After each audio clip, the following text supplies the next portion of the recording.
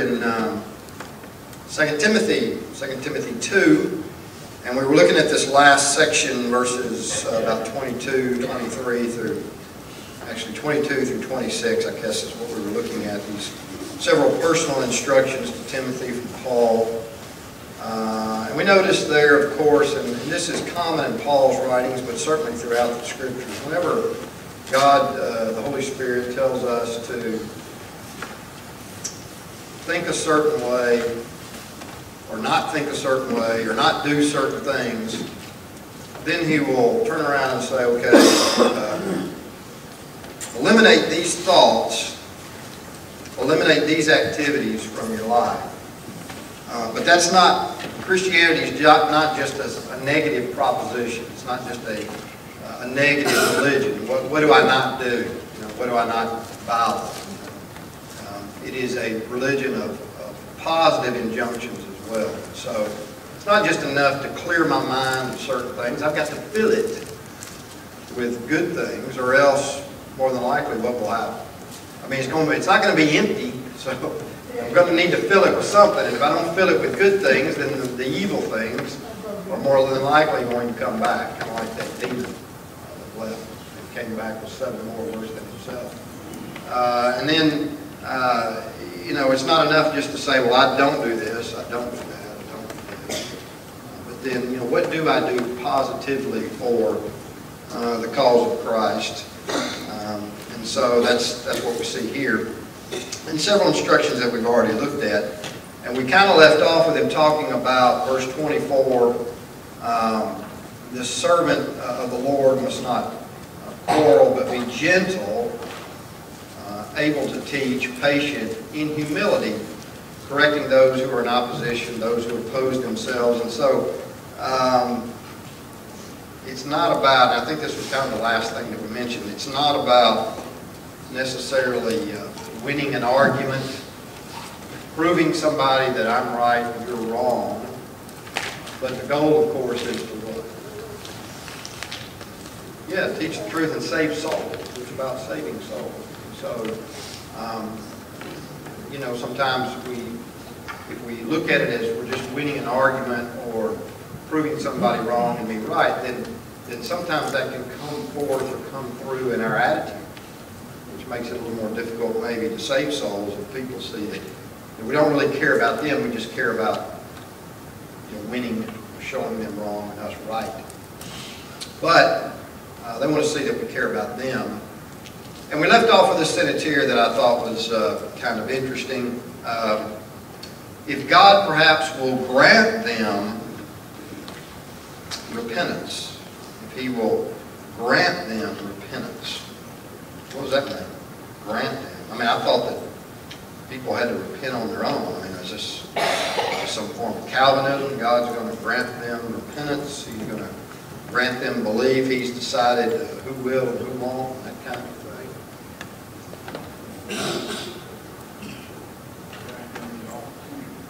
Sure, grant them the opportunity. Turn over to, we see the same kind of language in Acts chapter 11.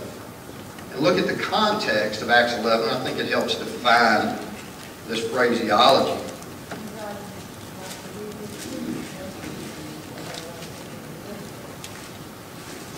And that's the whole point, of course, of repentance. It leads toward life and forgiveness. But look at verse 18 of Acts chapter 11.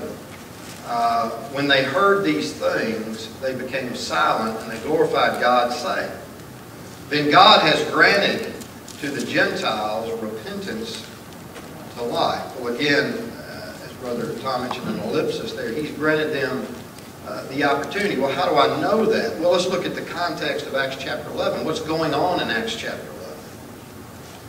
What's going on? What's been happening?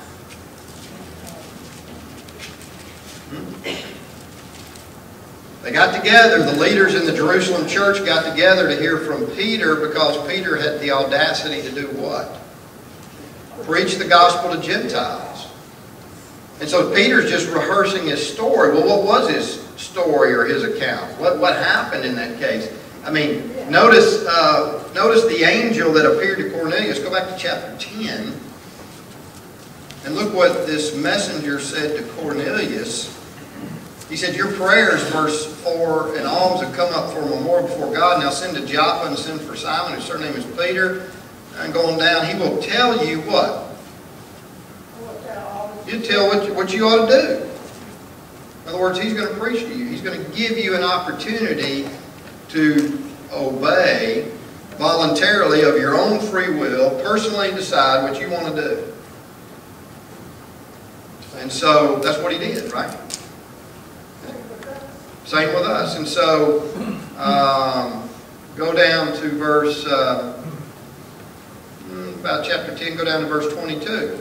Those guys show up at where Peter's staying with Simon the tanner, and they said, well, Cornelius, the centurion, has sent us to you. He's got a good reputation among all the nation of Jews. He was divinely instructed by a holy angel to summon you into what? What's he supposed to do? Hear words from you.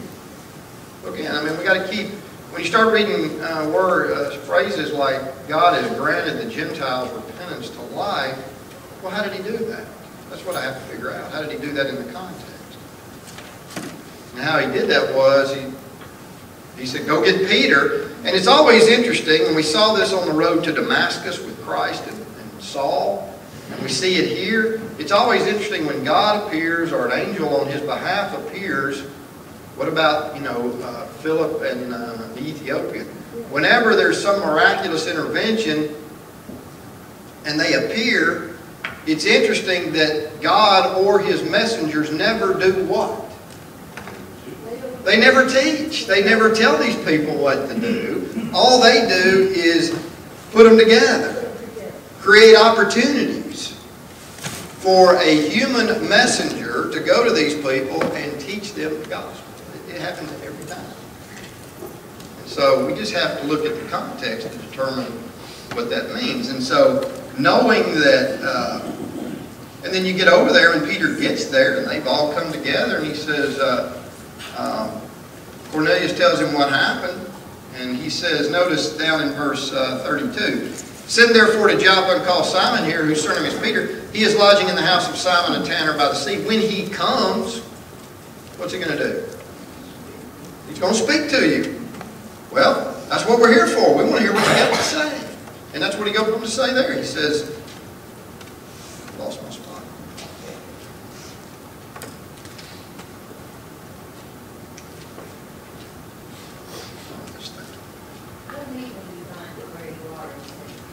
Well, I'm not in 2 Timothy, I'm in Acts. I'm in Acts chapter 10. So, verse 33, he says, I sent to you immediately, you've done well to come. Now, therefore, we are all present before God to do what? To hear all things commanded you by God.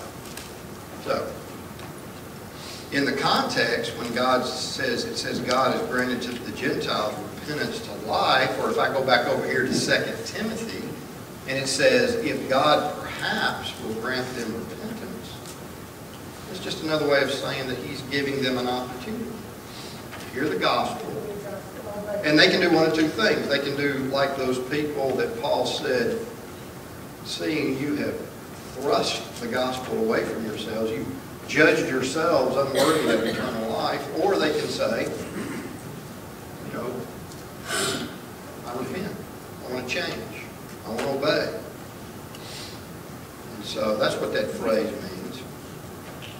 So that they may know the truth.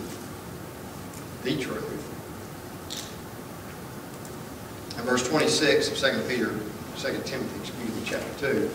And that they, like this phraseology, that they may come to their senses, New King James says, and escape the snare, recover themselves out of the snare of the devil, having been taken captive, maybe a better translation there, having been held captive by him to do his will. I think the King James uses the word recover. Anybody got the King James? Yeah, it says recover. All right, that Greek word there for recover literally means, according to Thayer, return to soberness, one's sober senses. Art and Gingrich say it means come to one's senses again, and offer this translation, which is what's in here in the New American Standard. Come to one's senses and escape the snare of the devil. Kind of reminds me of the prodigal son. Remember him? He was in the fig pen, and what did it say about him? He came to himself. There is, and not literally, but there is figuratively a sense when a person turns his back on God that he's not right. He's not thinking clearly. It's almost like he's out of his mind. I mean, seriously, human beings, we have to be out of our minds to turn our back on our own Creator. And I don't mean that in the sense that we don't know what we're doing, but we have to come to our senses and escape this snare of the devil, this return to soberness, and this word for this phrase, taken captive, means to literally catch or take by hunting or fishing, or to take alive. And so they're held captive. And the devil's going to hold as many people captive as he possibly can. That's his goal in life, while this world stands.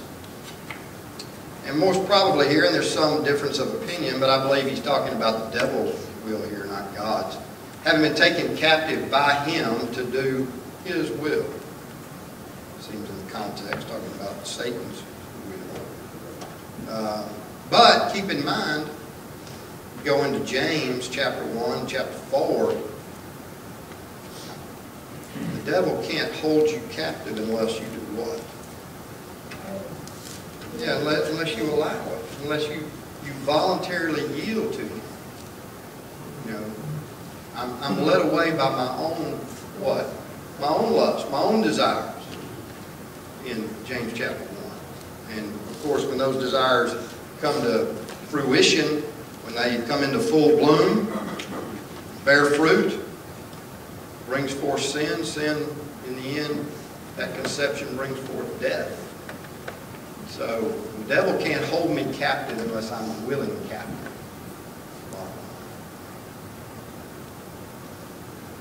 I think it was in Romans, right? He talks about Romans 6. The young man was reading the other night. You're a slave to somebody. You're a bondservant. You're a doulos. You're going to be a slave to somebody. You can be a slave to God. You can be a slave to the devil. But make no mistake, you're not your own God. You're not free to do whatever you want, and then there'll be no consequences. So you're going to serve somebody. All right, let's move into chapter 3 and look at these perilous or grievous or difficult times. Let's go ahead and read, we'll read that first section down to verse 9, then we'll go back. But know this, that in the last days, well, when are those? Yeah, we've been in those for a while. It's funny, people read this next section, especially modern day, those that perceive themselves to be prophets of some sort, doomsday type. And they'll read this list and they'll say, what? Well, we're in the last days. Well, okay, yeah, we are. But people have been behaving this way for 2,000... Actually, people have been behaving this way for ever since the world began, just about. So, nothing new. Greg? Yeah. If somebody asked you how you know you're in the last days, what would your answer be? How would I know what my answer would be? How do you know that you're in the last days? Well, somebody give me some Acts 2. Yeah. Yeah, that's the easiest place. Peter quoting Joel in Acts 2. Because this passage, you move down to the last part, verse 5. These things turn away from Timothy. These things are happening. They're already happening, yeah. We haven't gotten there. But right, even in this context, what he's saying is, he's telling Timothy, turn away from these things. Well, they were already going on at the time he wrote this, is the point. But yeah, Joel 2 and Acts 2 are, I guess, the easiest place to go to. I did say that to say I didn't believe what you said. I just want to know if somebody was asking, what reference would you use? No, I got it. I said, Yeah, in Isaiah 2. In the last days, the mountain of the Lord's house will be established, so forth. That word mountain there, that phrase mountain in Isaiah 2, indicates authority. In other words, God's mountain is bigger than all the other mountains, of any of these other governments that came along. So all those messianic passages like that, and then you go to Joel 2. But know this, that in the last days, perilous times will come. From men will be lovers of themselves, lovers of money, boasters, proud, blasphemers, disobedient to parents, unthankful, unholy, unloving, unforgiving, slanderers, without self-control, brutal, despisers of good, traitors, headstrong, haughty, lovers of pleasure rather than lovers of God, having a form of godliness but denying its power. And from such people turn away. For this sort of those who creep into households and make captives of gullible women, loaded down with sins, led away by various lusts, always learning and never able to come to the knowledge of the truth. Now as Jannes and Jambres resisted Moses, so do these also resist the truth. Men of corrupt minds disapprove concerning the faith, but they will progress no further, for their folly will be manifest or evident to all, as theirs also was. Well, grievous or perilous times. Again, that word can mean difficult. I like what one commentator said. You know, Hebrews chapter 11 we kind of call the Hall of Fame of what? Faith. One commentator I was reading calls this Paul's Hall of Shame.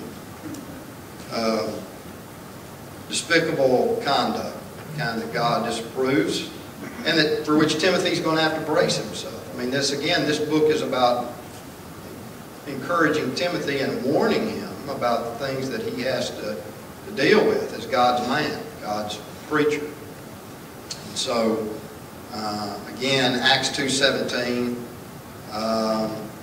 I guess you could also, Andy, for that reference, you could look at Hebrews chapter 1, right? Am I right about that? Just turn over there. God, who at various times and in various ways spoke in time past to the fathers by the prophets, hath in these what? Last days spoken to us by His Son. Okay. So you can go to Hebrews chapter 1 too. So we've got some difficult, stressful times coming, Timothy. Well, do you ever get stressed out over the society in which you live? You watch the news, does it stress you? That's why you're better off not watching the news sometimes. 4, he's going to explain the nature of the difficulty and the grievousness. For men, now that's the generic term for men, anthropos, which means what? Yeah, man, it includes women, mankind in general. And so you got several of these lovers phrase, lovers of this, lovers of that. That's the Greek word philos. Here we got some self-lovers. You know anybody like that? Lovers of themselves. That's equivalent to being what kind of person? Yeah, you're narcissistic. And what else? How does that display itself in your behavior toward other people? Selfish. Yeah, I'm selfish. Right? I'm selfish. It's about me. So, be careful when anybody gets in an argument with you and says, well, that's not you, it's me. They're really saying it's you. They're just trying to be nice. Selfish. And so that word philos there, it's that word for love is that for which we have great affection. What is it we desire? What is it we cherish and willing to sacrifice other things for? And this particular person cherishes himself. Right? Lovers of themselves, and then there's lovers of money. Well, that's not unusual, right? Obsession with materialism. Do you see any of that around you?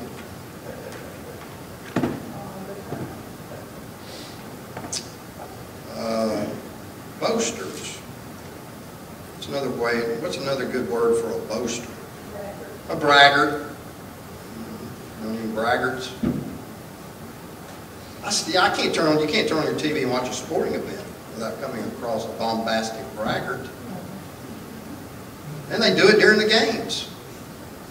They call it trash talking. God calls it, says you're a bombastic braggart. It's despicable behavior. Show some sportsmanship. Well, that's just our culture. No, it's not your culture. God determines what culture is correct and what's not.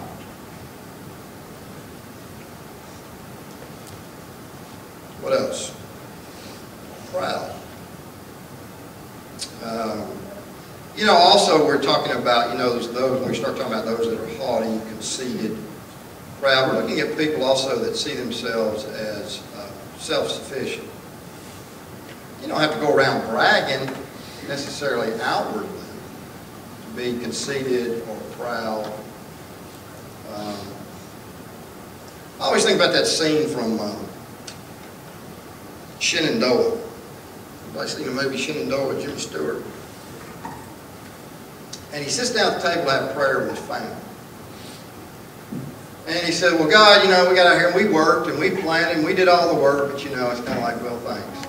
You know, and he just talks about how, you know, I did all the work, so thank you very much. And that's the beginning of the movie. And by the end of the movie, he's a little bit more humble person. After he goes through some difficulties, loses some children and war and so forth. Set during the war between the states. But at the beginning, he prays his prayer like it's not really thanking God. It's just, well, we're here sitting here eating all this food that we planted and we did all the work and we harvested. Well, a little self-sufficient there. Sometimes, and people mischaracterize the American spirit sometimes. They'll say, well, the American spirit is one that's he's self-sufficient. He's a self-made man. He's a go-getter. That's not what this country was founded on. It wasn't founded on people being self-sufficient or a self-made man. It was founded by people who had a deep faith in God to get get where they wanted to go and to find freedom to worship how they wanted to worship and so forth. That's what it was founded. It wasn't founded on secularism. Right, our founding fathers built with petitions to God. Absolutely. And I mean, if you go into the early days of this country, there is proclamation after proclamation by the presidents of this country, in Congress, you know, pray to God for this, pray to God for that He'll bless our country, that He'll help us through these difficult times. I mean, there's all kinds of stuff like that. So they weren't just men that just said, oh, we're just cutting our own country out of this rugged wilderness and it's all about us. That was not them. They had a deep faith in the Father to get them through these things. Yeah. Right. And so now, you know, we're self-sufficient. So we don't need Him, right? We've got what we need. We can take care of it ourselves. And that's really what, you know, nobody wants to be, I mean, how arrogant can you be? I mean, how arrogant can the human race be to think that our little activities here can destroy the world? And this whole global climate change hoax is just arrogance to the utter end. Well, we can save the planet. No, you can't. You're not going to destroy it, and you're not going to save it. God told Noah when he came out of that ark, He said, I'm giving you this bow in the cloud. And the promise is this: as long as this world stands, there will be seed time and harvest. So, any person who believes in global climate change that can destroy the world and claim to be a Christian doesn't know his Bible. Because I know there's going to be seed time and harvest until Christ comes back. So I don't worry about those things. And I'm not saying go out there and throw the trash out on your front lawn. I don't want you living next to me and do that. That's not what I'm saying. I'm not saying we're not stewards of the things we do here. But You're not going to destroy the earth. And, you know, we're going to need plane travel in 10 years, by the way. In case you hadn't seen the latest goofiness from Washington. Oh, all right. We've got goals now to eliminate air travel in 10 years, according to this woman from New York. What I like was the guy from Hawaii, the governor, saying, wait, are we part of the United States or what? How are we going to get... All right. Enough of that.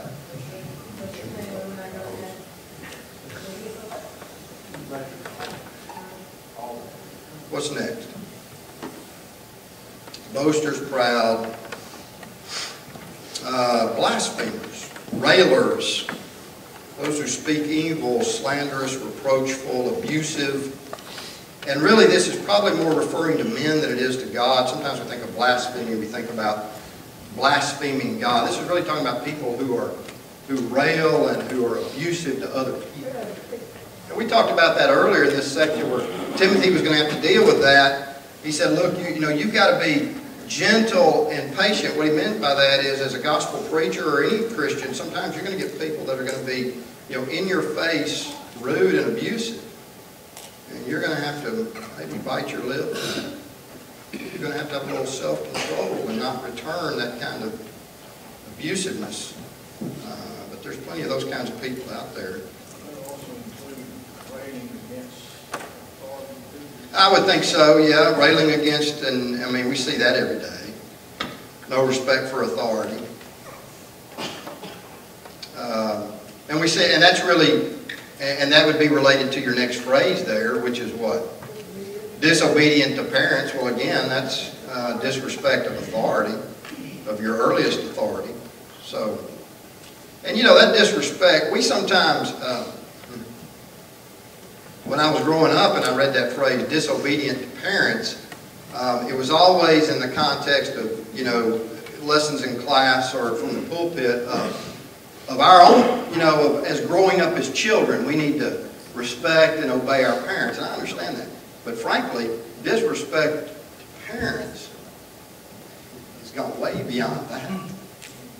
We got people that take their parents' money, live in their parents' house, won't get out, and live off of what they have, and they're 40 years old and taking advantage of their parents, and then when their parents get old, they're going to shove them off into some place, And I'm not talking about because they have to have a certain level of care that they can't provide. I'm just talking about they just want to get rid of them, and all they're interested in is what's left, what they can get from them. And I mean, elder abuse is a huge problem in this country. And then that leads to what? Then I'm willing to do what with them? And I can do this in some states probably. Yeah, euthanasia, right? I'm going to put them out of their misery. Well, whose misery are you putting them out of? Well, that's no quality of life. Quality of life for who? It's not about their quality of life. It's about my quality of life. I just don't want to have to take care of them. They're a nuisance. Too much work. I'll just get rid of it. Blame it on them, really, right? Well, they don't have a quality. I push. It's their fault because their health's bad.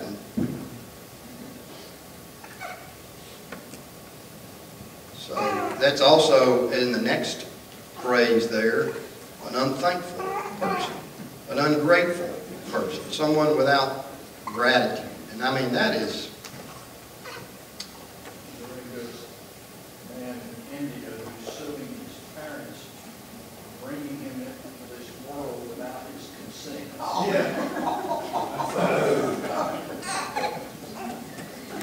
And the judge just ought to look at him and say, look, we can remedy this problem. we can deal with this. You don't want to be here?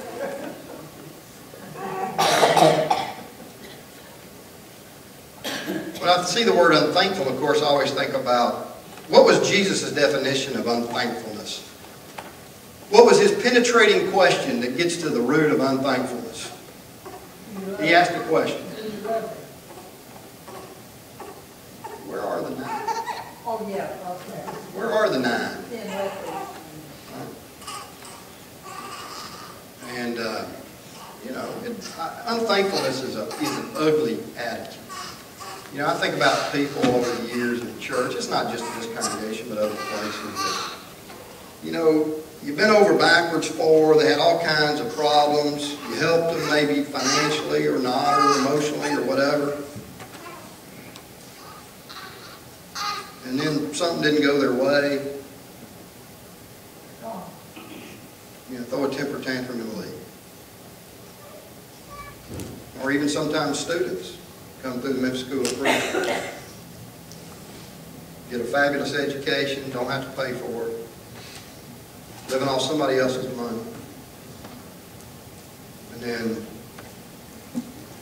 first thing I want to do when they get out is attack the school or the church or the instructor or something. It's just, it's unthankful. I mean, even if you felt that way, how about just keeping your mouth shut? You're an unthankful person. It's ugly. Unholy. That's impious. Doesn't have anything to do with God-likeness.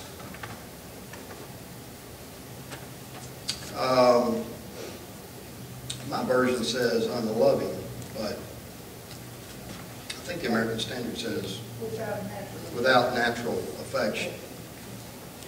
Void of family-type love. Well, about abortion. Child abuse. Spousal abuse. Parental abuse. That's lacking natural. That's without natural affection.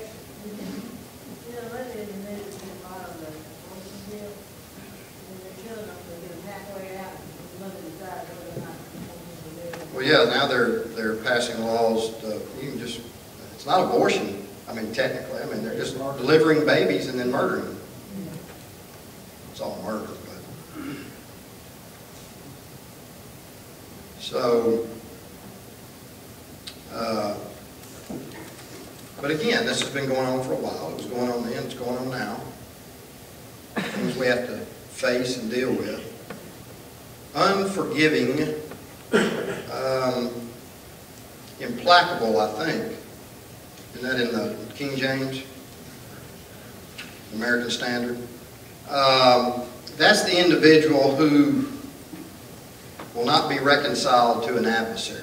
He's stubborn, refuses to budge, unmovable, and unreasonable. I mean, and we're not talking about compromising on some matter of faith, but we're just talking about somebody in a personal dispute that refuses absolutely every compromise or work things out. That truce breaker. Mm-hmm. Truce breaker, yeah. Truce breaker is in the King James, implacable in the American Standard. Irreconcilable is a good translation. I think that's in the New American Standard. Irreconcilable. Will never be reconciled. People that they perceive that they have a slight or some disagreement. Won't work things out. What's next? Slanderers. Well, those who utter, false reports intended to injure. We don't have any of that going on in this country, do we?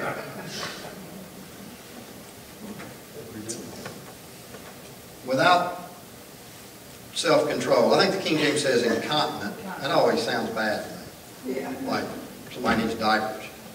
I think without self-control sounds better. Intemperate. And of course that could be in anything. I mean, certainly it includes the fleshly lusts, sexual sins and so forth. But look, we lose our control over a lot of things in our lives. Our tongue.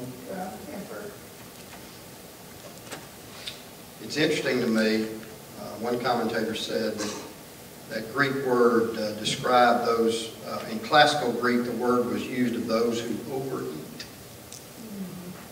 We never preach about that. We'll preach about smoking, not about overeating. It's kind of the way we are as Christians in the church. We kind of pick what we want to preach against or what we don't like based on what I have a problem with or what you don't have a problem with. But I guarantee I suspect overeating is a bigger problem than smoking. Both of them. Yeah, and frankly, if I go to the doctor and they ask you what's your increased risk of hypertension and smoking, weight, drinking. Now, here's the thing. Drinking and drugs, that includes marijuana, medical marijuana. It's just an excuse for people to smoke marijuana. We have the drugs to do whatever medical marijuana will do. But illegal drugs and alcohol do what to a person? Impair your ability to think.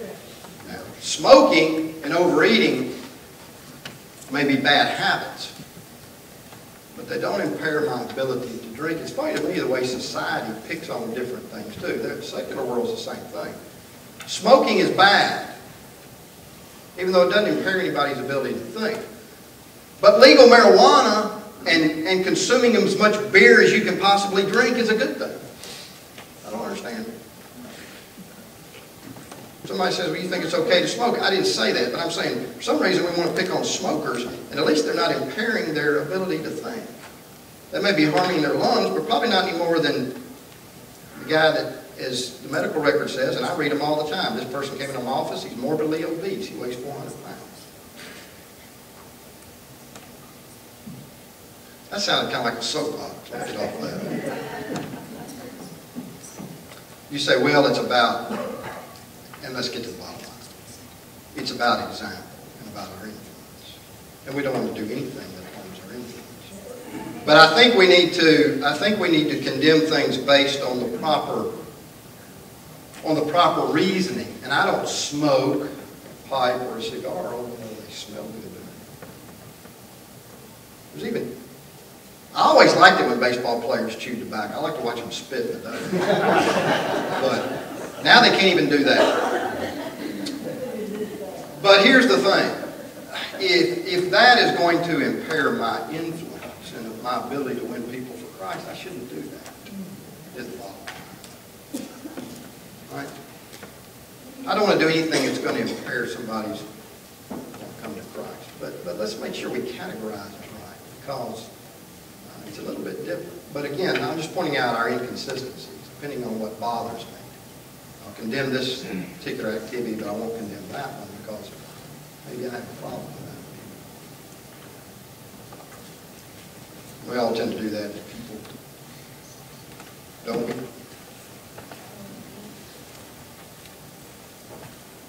What else? What's next? Fierce. I think the New King James says brutal. Boy. You think society's brutal? It's brutal. And of course the interesting thing is, and that word does mean brutal, savage, untamed. The interesting thing is we've been teaching children now in the educational system for, 40, 50 years that they're products of evolution. And then we wonder why they act like animals. Why do they act the way they do? Well, they're just animals. That's what we're telling them. But we wonder why they're brutal and savage. And all these mass shootings and things of that nature. We live in a brutal world. And it's a brutal world not only from a physical perspective, people killing each other and harming each other that way, but it's a brutal world even just, from the way we talk, from the way people treat each other. Savage. Mine says despisers of good. Y'all have that? Of those that are good. Yeah, despisers of those that are good. Well, I guess if you're a despiser of good, you probably despise those that are good, right? Sometimes people in the world can be mad at you, even if you don't say anything. even if you don't go up to them and say, you should be doing it. And they're mad at you, why? Because by your behavior, which is good, it reflects on them. I mean, you know, they know if you're trying to live what's right and do what's right, then they're, you know, it makes them feel bad about themselves. It embarrasses them. And so they may not like you just because you're trying to do what's good, even if you don't say anything to them. I mean, Craig, you can't see it in politics. You can't even go into a restaurant without somebody confronting them. Yeah, that's right. That goes back to the brutal society in which we live. Despisers of good, or those that are good. Traitors, we know what a traitor is, right? Someone who betrays others, treacherous. You know, in this context, it may even refer to those in that day and age that would have done what? If you were a Christian in that day and age. What might a traitor have done to you? In the church.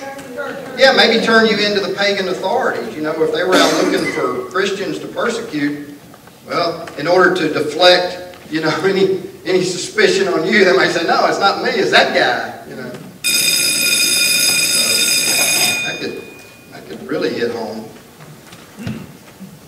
This is a long list. But you know what? We're going to be headstrong and finish it next week.